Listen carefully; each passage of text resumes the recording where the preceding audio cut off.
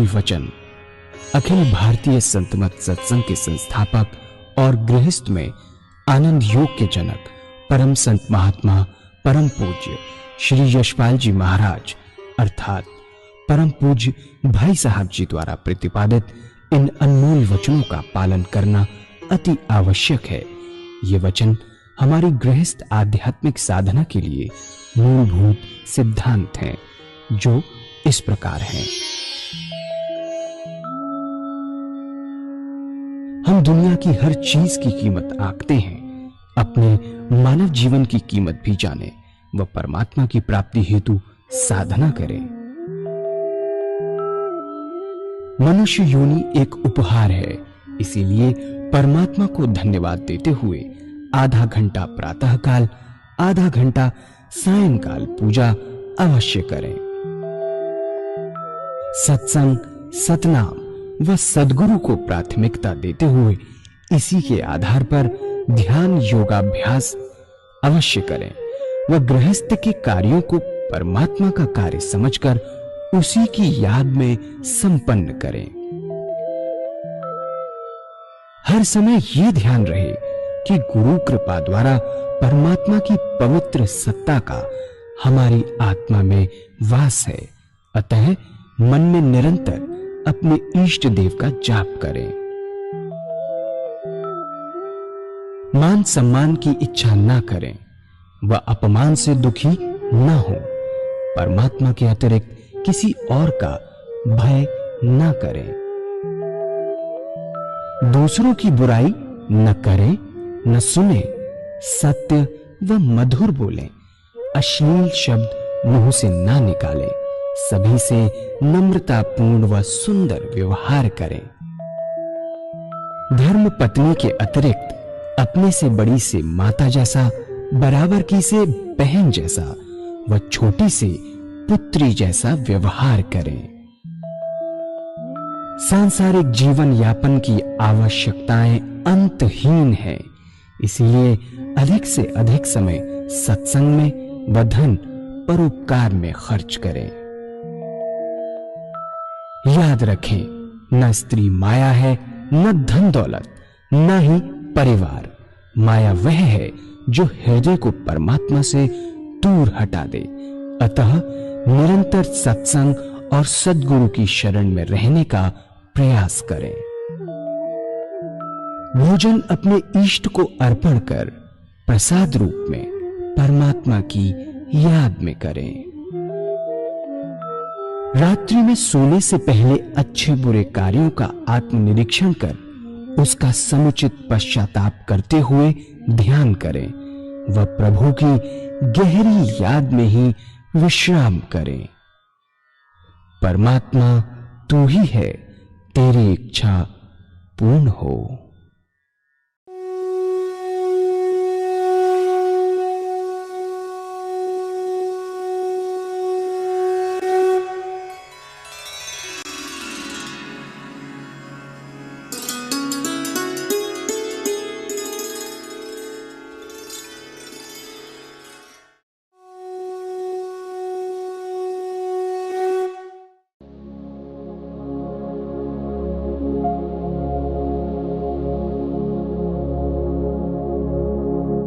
जय सद्गुरुदेव जय पद शरणं श्री स्वरूप चरणों शरणं। जय सद्गुरुदेव जय पद शरणं श्री स्वरूप चरणों शरणं। इसी संसार में रहते हुए, दुनिया के सारे काम करते हुए कैसे 24 घंटे का ध्यान बने, कैसे उस परमात्मा का ध्यान बने, कैसे में निष्काम कर्म करने की आदत पड़ जाए। इन संतों ने, इन सद्गुरुओं ने, जिन्होंने अपने जीवन काल में जीवन मुक्त अवस्था प्राप्त की, हमारे लिए एक रास्ता छोड़ गए। अगर इन गुरुओं को अपनाएं, हमारा रास्ता आसानी से तय हो जाए। ഇനി നോക്കേണ്ടത് എങ്ങനെയാണ് പരമാത്മാവിൻ്റെ ധ്യാനം ഉണ്ടാകുന്നത് എന്നാണ്. ഈ സംസാരത്തിൽ ജീവിച്ചുകൊണ്ട് സംസാരത്തിലെ എല്ലാ കർമ്മങ്ങളും ധർമ്മത്തിന് അനുകൂലമായി ചെയ്തുകൊണ്ട് എങ്ങനെയാണ് 24 മണിക്കൂറും പരമാത്മാവിൻ്റെ ധ്യാനം നിലനിർത്തുക? ഗൃഹസ്ഥാശ്രമത്തിൽ ഇരുന്നു കൊണ്ട് തന്നെ എങ്ങനെയാണ് നിഷ്കാമകർമ്മം ചെയ്യുക എന്ന സ്വഭാവം വളർത്തിയെടുക്കുക? നമ്മുടെ സദ്ഗുരുക്കൾ അവർ തങ്ങളുടെ ജീവിതത്തിൽ ജീവൻ മുക്താവസ്ഥയെ പ്രാപിച്ച് നമുക്ക് വേണ്ടി ചില മാർഗനിർദ്ദേശങ്ങൾ പറഞ്ഞു തന്നിട്ടുണ്ട്. നാം ഈ രീതിയെ അനുകരിക്കുന്നുവെങ്കിൽ നമ്മുടെ മാർഗം വളരെ സുഗമമാകും. हर व्यक्ति अपने संतान के लिए गुर छोड़ जाता है। एक व्यापारी है, अपनी संतान के लिए गुर छोड़ जाता है, उसके संतान को अधिक कष्ट उठाना पड़ता है। एक डॉक्टर है, अगर उसका लड़का डॉक्टर है, उसके लिए गुर छोड़ जाता है, लड़के को अपना क्लिनिक चलाने में दिक्कत नहीं आती। इंजीनियर है, अपने बच्चों के लिए गुर छोड़ जाता है। इस तरह जो हमारे सिलसिले के संत महात्मा हुए, ये कुछ गुर छोड़ गए कि कैसे इस रास्ते को आसानी से तय करें, कैसे आसानी से 24 घंटे का ध्यान प्राप्त हो, कैसे आसानी से निष्काम कर्मता प्राप्त हो। इन गुरुओं को मैं अपने सामने रखूंगा, बल्कि मैं इन गुरुओं को दोहराया करता हूँ। दोहराने से मुझे बड़ा लाभ होता है। मैं देखता जाता हूँ अपनी कमी, मेरी कमी कहाँ है, या इसमें और कितना सुधार कर सकता हूँ।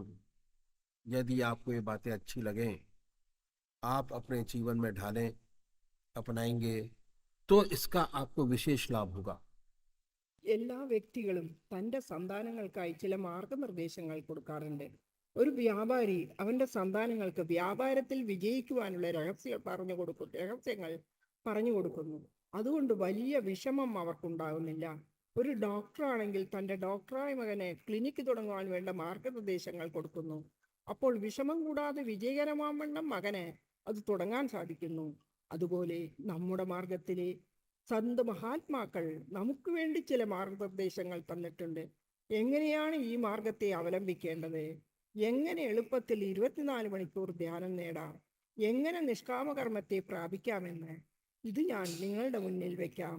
വാസ്തവത്തിൽ ഞാൻ ഇത് ചെയ്യുന്നത് എൻ്റെ സ്വന്തം ഇത് നിങ്ങളുടെ മുമ്പിൽ വയ്ക്കാം. വാസ്തവത്തിൽ ഞാൻ ഇത് ചെയ്യുന്നത് എൻ്റെ സ്വന്തം ലാഭത്തിനായാണ്. ആവർത്തിക്കുമ്പോൾ ഞാൻ എന്നെ തന്നെ നോക്കി എൻ്റെ കുറവുകളെ എവിടെയെല്ലാമാണോ അവയെക്കുറിച്ച് പരിപൂർണ ഹൃദയശുദ്ധി നേടുവാനായി ശ്രമിക്കും. പിന്നെ നിങ്ങൾക്ക് ഈ കാര്യങ്ങൾ ഉപകാരപ്രദമാണെന്നും തോന്നുന്നുവെങ്കിൽ നിങ്ങൾ നിങ്ങളുടെ ജീവിതത്തിലും ഇതിനെ പകർത്തിയാൽ നിങ്ങൾക്കും ഇത് വളരെ പ്രയോജനകരമായിരിക്കും. इन सतमार्गों ने इस सारे साधनों को 3 भागों में बांटा और दिन के 24 घंटों को भी 8-8 घंटे के हिसाब से 3 भागों में बांटा। साधना का पहला स्टेप पूरा कर लेने से 8 घंटे आपके अपने हो जाएंगे। साधन का दूसरा स्टेप पूरा कर लेने से 24 में से 16 घंटे आपके अपने हो जाएंगे। और साधना का तीसरा स्टेप पूरा कर लेने से निरंतर 24 घंटे आपका ध्यान बना रहेगा। सच्ची निष्काम कर्मता आपको प्राप्त हो जाएगी। अभी मैं साधना की पहली सीढ़ी आपके सामने रखूंगा, जिसमें 8 घंटे आपके अपने हो जाएंगे। നമ്മുടെ സദ്ഗുരുക്കൾ ഈ സാധനയെ 3 ഭാഗമാക്കി വിഭജിച്ചിരിക്കുന്നു.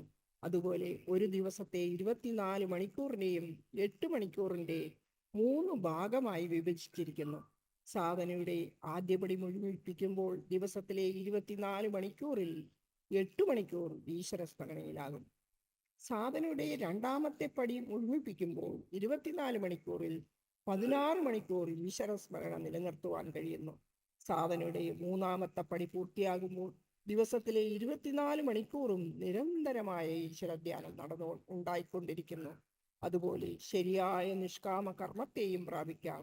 ഇപ്പോൾ ഞാൻ സാധനയുടെ ആദ്യത്തെ പടി നിങ്ങളുടെ മുമ്പാകെ വെക്കാം. സാധന മുഴുമിച്ചാൽ 8 മണിക്കൂർ ഈശ്വര സ്മരണ കൈവരിക്കുവാൻ സാധിക്കുന്നു. साधना पहली बात संतों ने बताई कि परमात्मा की बड़ी असीम दया कृपा कर हमको मनुष्य योनि प्रदान की है। ये सबसे बड़ी देन है जो हमें प्राप्त है। मनुष्य योनि एक ऐसी योनि है जिसमें परमात्मा ने विवेक बुद्धि दी है, कर्म करने की स्वाधीनता दी है, 84 लाख योनियां भोग योनियां हैं। बड़ी दया कृपा कर कर हमें ईश्वर ने मौका दिया और हमें इस अवसर का पूरा पूरा लाभ उठाना चाहिए। कहा है, बड़े भाग्य मानुष तन पावा, सुर दुर्लभ सदग्रंथन गादा, साधन धाम मोक्ष कर द्वारा, पाए न जहीं परलोक सवारा। ऐसी मनुष्य योनि जो हमें बड़े भाग से मिली है, जिसके लिए देवता भी तरसते हैं, क्योंकि मनुष्य योनि एक ऐसी साधन का क्षेत्र है, मोक्ष का दरवाजा है। इसमें परमात्मा ने विवेक बुद्धि दी है, कर्म करने का अधिकार दिया है। यदि हम चाहें, प्रगतिशील हों, उस परम पिता परमात्मा को प्राप्त कर सकते हैं। ये एक ऐसी योनि है, इसके लिए देवता भी तरसते हैं। तो ऐसा अवसर ईश्वर ने दिया, हमें इसका पूरा पूरा लाभ उठाना चाहिए। जितने संत महात्मा हुए, जितने धर्म हुए, सबने इस मनुष्य योनि की भूरी भूरी प्रशंसा की है। कबीर दास जी ने कहा है कि कबीरा, हर की भक्ति कर, तज विषय रस चौच, बार बार नहीं पाई ये मानस जन्म की मौज। इस सेवक के गुरुदेव कहा करते थे कि विषय वासना के आनंदी, मिथ्या जन्म बिगार, मानस जन्म गरीब न फिर कर ले हरि से प्यार। तो ऐसा सुंदर अवसर हमें परमात्मा ने दिया। हमारे महर्षियों ने बताया कि चाहे आप गृहस्थी हो या सन्यासी, आपको आधा घंटा प्रातः संध्या वंदना अवश्य करनी चाहिए और आधा घंटा सायकाल। ये 2 समय निश्चित कर दिए और कि संध्या वंदन अवश्य करनी चाहिए।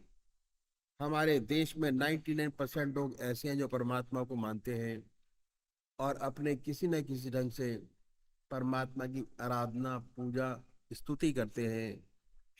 बहुत से लोग तो आधा घंटे से ज्यादा भी करते हैं। लेकिन यदि हम उनसे पूछें कि आपको इस पूजा का क्या लाभ हुआ, पहली बात यह कि भाई ईश्वर का नाम लेना अच्छी बात है। हमारे घर में मंदिर है, हमारे दादाजी पूजा करते थे, हमारे पिताजी पूजा करते हैं, हम करते हैं, और हमारे घर में गॉड फियरिंग है, बच्चे करते हैं। आप इससे ज्यादा क्या चाहते हैं? अगर उनसे पूछा जाए इसका कोई आंतरिक लाभ हुआ, तो ऐसे बहुत कम लोग होंगे जो कहेंगे हुआ। इन संतों ने कहा कि हम एक तरीका बतलाते, यदि इस तरीके से पूजा करेंगे आपको विशेष लाभ होगा। और ऐसा तरीका बताया जिसे हर कोई अपना सके, चाहे किसी भी मजहब का मानने वाला हो, किसी भी धर्म का अनुयायी हो, अपने धर्म के मत पर चलते हुए कर सके। ऐसी बात बतलाई और वह तरीका मैं आपके सामने रखता हूँ। ഈ ലോകത്തെ എല്ലാ ഋഷിവര്യന്മാരും സന്തുമഹാത്മാക്കളും വിശുദ്ധ ഗ്രന്ഥങ്ങളും ഉദ്ഘോഷിക്കുന്നത് പരമാത്മാവിന്റെ അതീവ ദയയും കൃപയും കൊണ്ടാണ് നമുക്ക് മനുഷ്യജന്മം ലഭിച്ചതെന്ന്. ഇത് ഭഗവാന്റെ ഏറ്റവും വലിയ ദാനമാണത്രേ.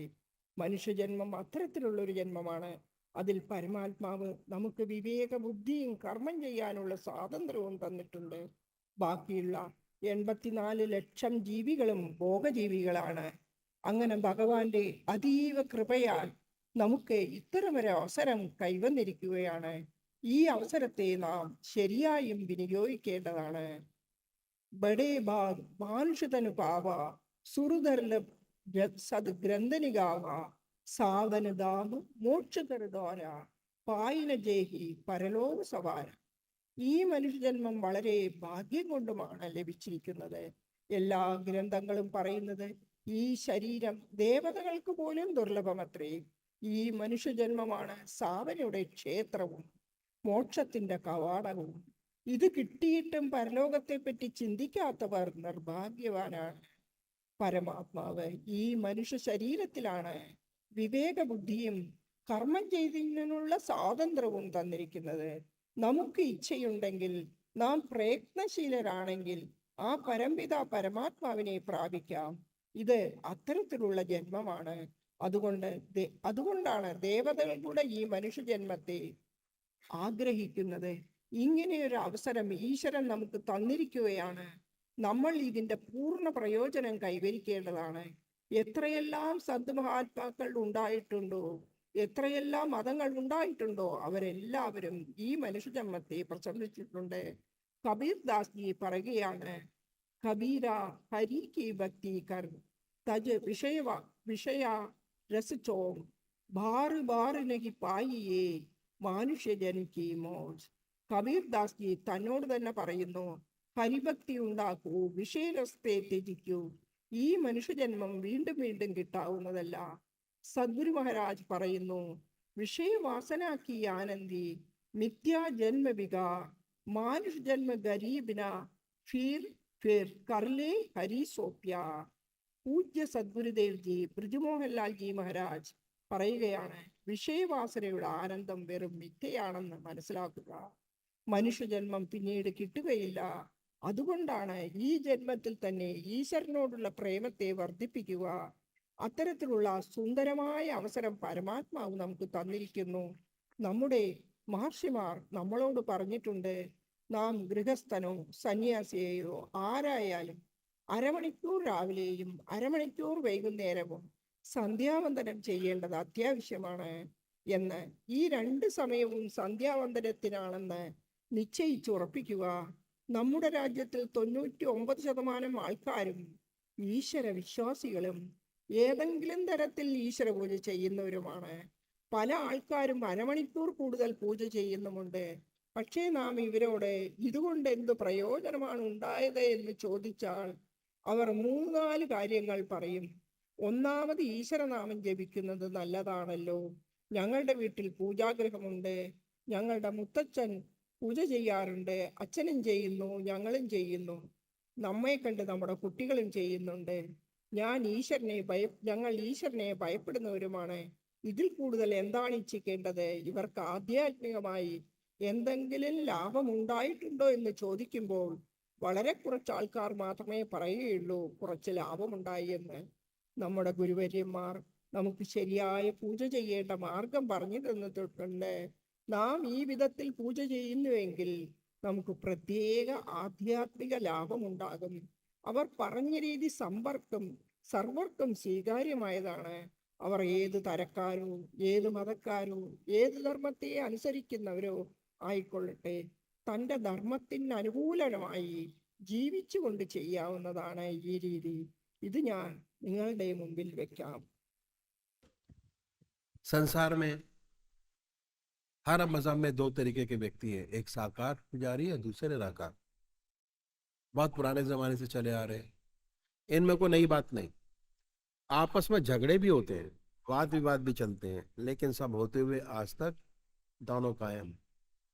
बात ऐसी है कि मनुष्य का स्वभाव कुछ ऐसा ही है, किसी को चेहरे से प्यार होता है, किसी को शक्ल से प्यार होता है, किसी को मूर्ति से प्यार होता है, और कुछ लोगों को शक्ल से प्यार नहीं होता। जिन्हें शक्ल से प्यार होता है वह साकार पुजारी, जिन्हें शक्ल से प्यार नहीं होता वह निराकार। इन संतों ने दोनों के लिए रास्ता बताया। जो साकार पुजारी है उनका प्रथम कार्य एक इष्ट का निश्चित करना। अपनी आत्मा से पूछिए कि भगवान की कौन सी मूर्ति आपको सबसे ज्यादा प्यारी लगती है, जिसमें आप भगवान की सबसे ऊंची भावना डाल सकते हैं। उसे मानिए, उसे अपनाइए। वो आपका इष्ट है, वो आपका इष्ट है। उसी की पूजा करें, उसी का ध्यान करें, उसी को याद करें, उसको कभी बदले नहीं। ऐसा नहीं कि आप कभी राम की पूजा करें, कभी कृष्ण की, कभी माँ की। अगर रोज रोज बदलेंगे तो इसका विशेष लाभ आपको नहीं होगा। दरअसल में पूजा का जो मकसद है वो चित्त की एकाग्रता प्राप्त करना है। उससे ऊपर उठें तो मैं कहूँगा क्या कि चित्त की वृत्तियों का निरोध प्राप्त करना, ऐसी हालत जिसमें विचार शून्यता प्राप्त हो, जब हो सकता है जब आपका एक इष्ट हो। पूजा कैसे करें?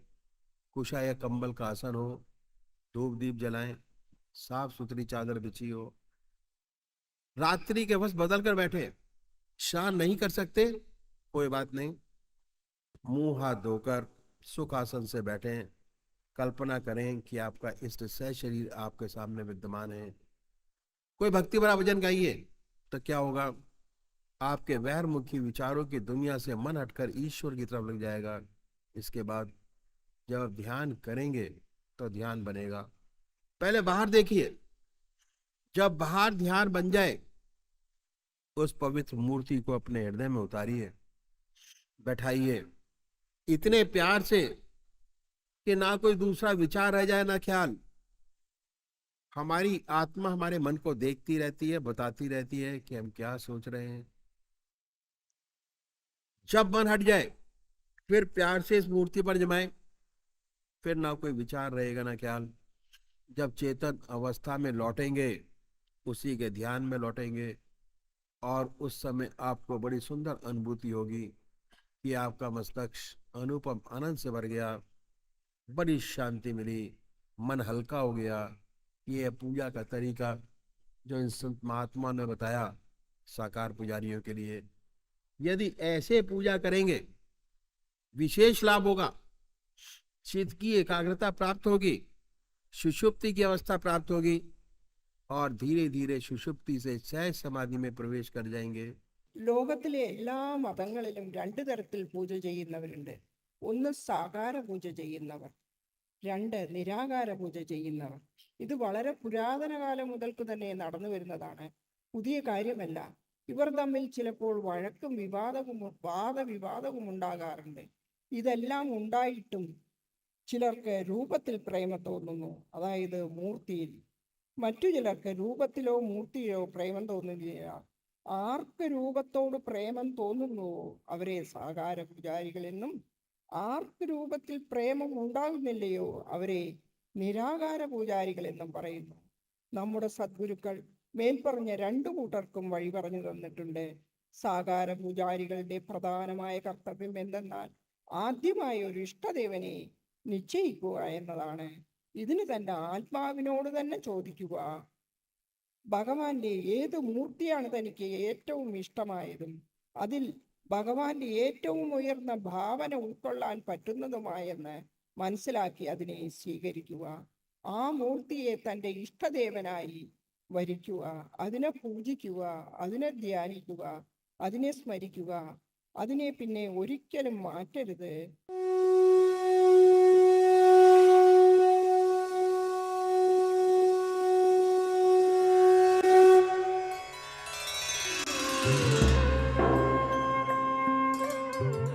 ध्यान योग के कार्यक्रम आनंद योग से निशुल्क जुड़ने के लिए संपर्क करें 9810239677।